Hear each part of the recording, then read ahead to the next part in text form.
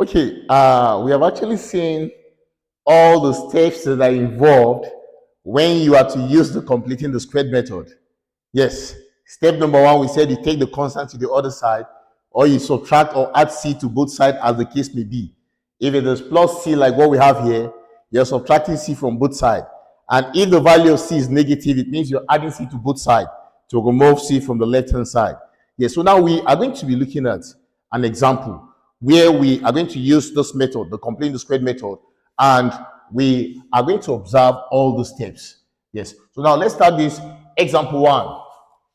Example one. Now, given that, or find the values of x if 5x squared plus 3x minus 8 is equal to 0 using the completing the squared method. Yes. So here we're asked to find the value of x if 5x squared plus 3x minus 8 is equal to 0 using the completing the squared method. Now, solution. Using completing the squared method. Completing the squared method. Yes.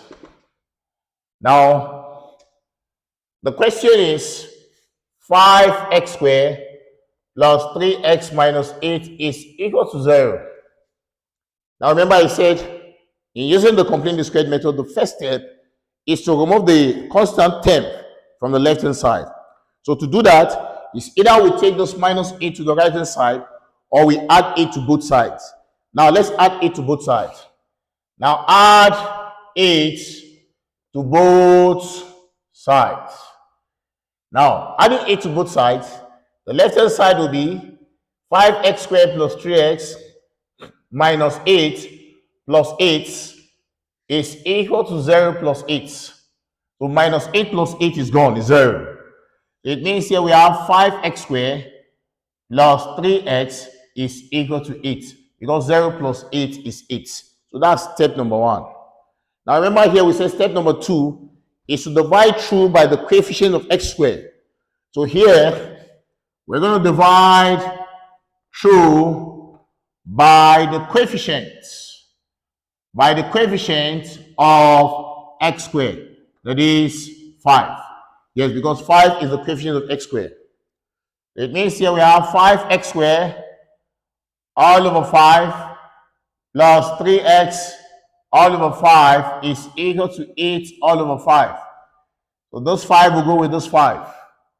I'll be left with x squared plus 3 all over 5x is equal to 8 all over 5. Yes, so that's step number 2. Dividing through by the coefficient of x squared. Now, step number 3, we have to add the square of half the coefficient of x to both sides. Yes, that's to both the right-hand side and the left-hand side. Now we are here. Yes, we're here. So looking at this, the coefficient of x here is 3 over 5. The coefficient of x is what is attached to x. And if you look very closely, what is attached to x here is 3 over 5. So now let's see half of this now. So half of 3 over 5, it will be half times 3 all over 5. So now you give us 1 times 3 is 3, 2 times 5 is 10. So it's the square of 3 all over 10 that we are adding to both sides. Now, for the left-hand side, we have x squared plus 3 all over 5x plus 3 all over 10 all squared is equal to, now for the right-hand side, we have 8 all over 5 there before. Now we are adding 3 all over 10 all squared. Yes, 3 all over 10 all squared. Now, this, the left-hand side, remember what we said here, that x squared plus b all over ax plus b all over 2a all squared is the same thing as x plus what is inside the bracket, b all over 2a all squared. So it therefore means that the whole of this expansion is the same thing as x plus what is inside the bracket, 3 all over 10 all squared. And this will give us 8 all over 5 plus, now this 3 all over 10 square is 3 all over 10 times another 3 all over 10.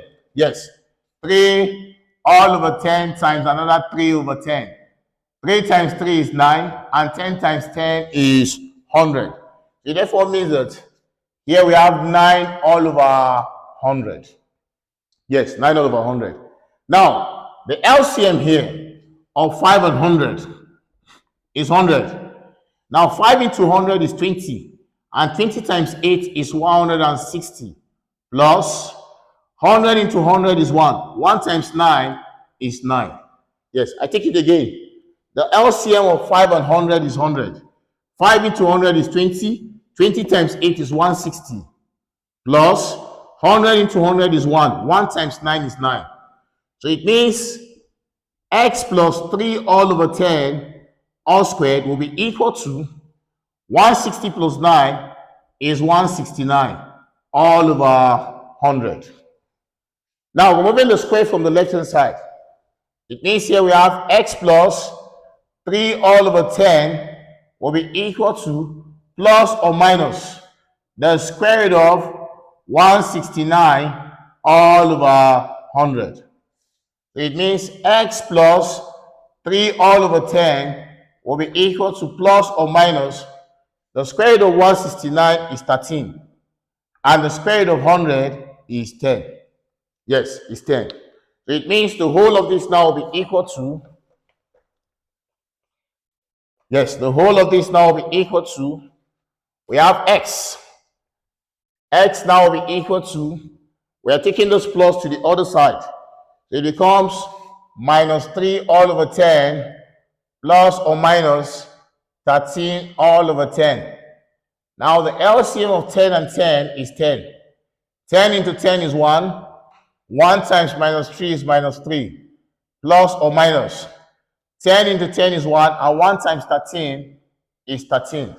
So it means x will be equal to minus 3. Now there's plus here on top of this minus. We have plus 13 all over 10, or minus 3 minus 13 all over 10. So here our x will be equal to minus 3 plus 13 is 10. So we have 10 over 10, or minus 3 minus 13 is minus 16 all over 10. Now this is even and this is even. So 2 can go. 2 here is 5 and 2 here is 8. 10 here is 1. 10 here is 1. It means the value of x now will be equal to 1 divided by 1 is 1. Or now 5 into 8. Remember there's minus here. Minus divided by plus is minus. 5 will go into 8 one time. I will be left with 3. So we have 3 all over 5. So it means the values of x are 1 and minus one whole number, 3 all over 10. So we have actually seen all the steps to apply or to observe when using the completing the squared method. So thank you so much for listening. Remember to like, subscribe, and share with your friends. Thank you once more.